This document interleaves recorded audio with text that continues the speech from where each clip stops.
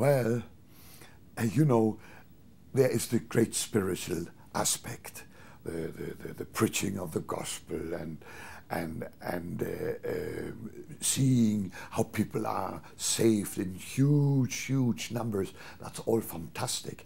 But the whole process involves much more.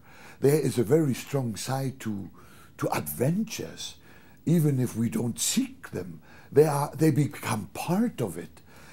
If I am to tell you something that really is outstanding in my own eyes, I would think of when our 18-wheeler truck in a remote African river in the Congo,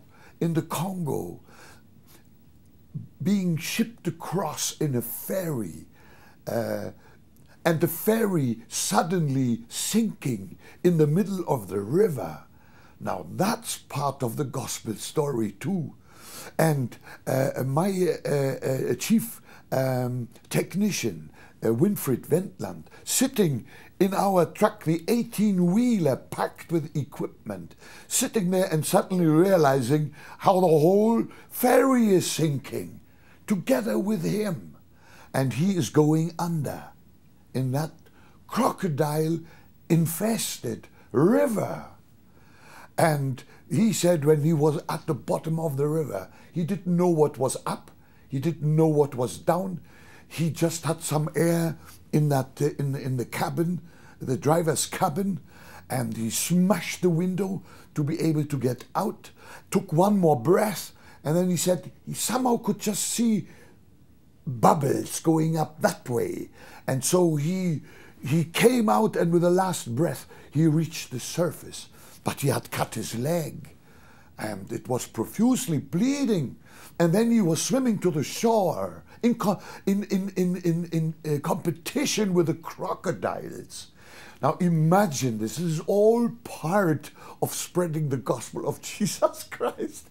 He escaped, and we pulled that truck with a special contraption out of the river. The whole thing was a piece of junk afterwards. But we had a glorious gospel crusade. I thank God that he spared the life of my brother. You know, this is just one little story.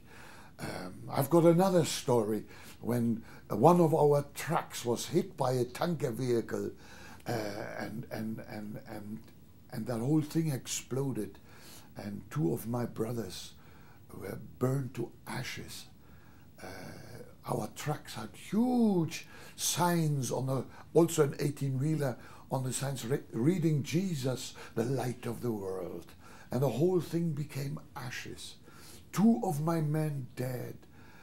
Our hearts were broken. We cried out to God. I stood there where the tar had been burning. We held hands there. We cried our tears.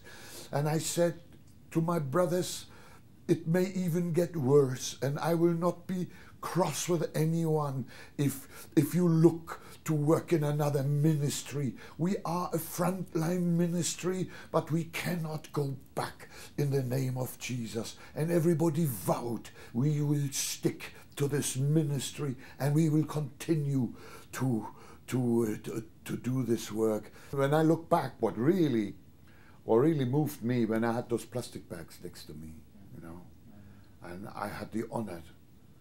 I took them in a one-prop plane back to South Africa, and I sat at the back and had them left and right of me.